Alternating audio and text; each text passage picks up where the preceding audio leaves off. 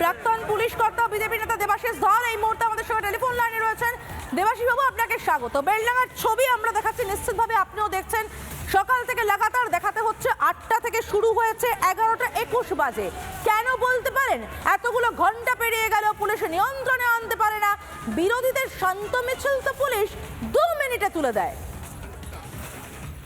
দেখুন, এটা তো হবারই ছিল, এটাতে অবাক হওয়ার কিচ্ছু নেই। আমরা প্রতিদিন দেখে অভ্যস্ত, যখন আইনের শাসন একটা রাজ্য থেকে উঠে যায় তখন অপরাধীরা বা বিশেষ কোনো সম্প্রদায়ের লোকজন যদি তাদের স্বার্থসিদ্ধি না হয়, যে কাজটা করার সেটাই করছে বা করবে বা ভবিষ্যতেও করে থাকবে।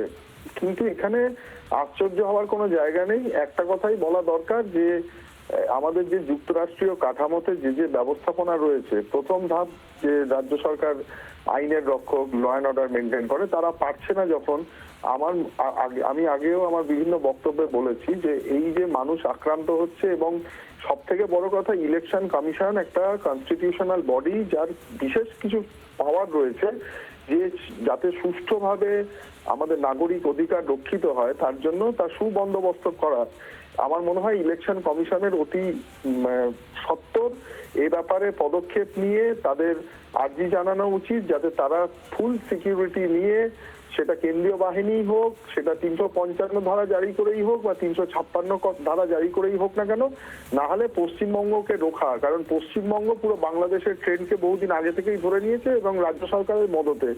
আর রাজ্যের আইন শৃঙ্খলা যারা রক্ষা করে তারা শাসকের অঙ্গুলি হেলনে কাজ করে, তাদের কোনো ক্ষমতা নেই এর বাইরে গিয়ে কোনো কাজ করার।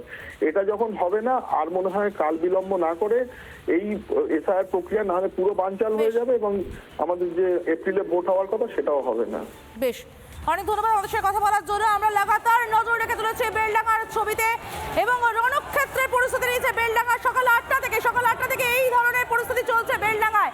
একদিকে দেখতে পাচ্ছেন আগুন জ্বলছে, অন্যদিকে পুলিশ লাগাতার চেষ্টা করে গিয়েও কিন্তু কিছুতেই পরিস্থিতি নিয়ন্ত্রণে আনতে পারছে না। ব্যর্থ মমতার পুলিশ, ব্যর্থ পুলিশ মন্ত্রীর পুলিশ, ব্যর্থ মমতা প্রশাসন এখনো পর্যন্ত এই নৈরাজ্য চালিয়ে যেতে দিচ্ছে।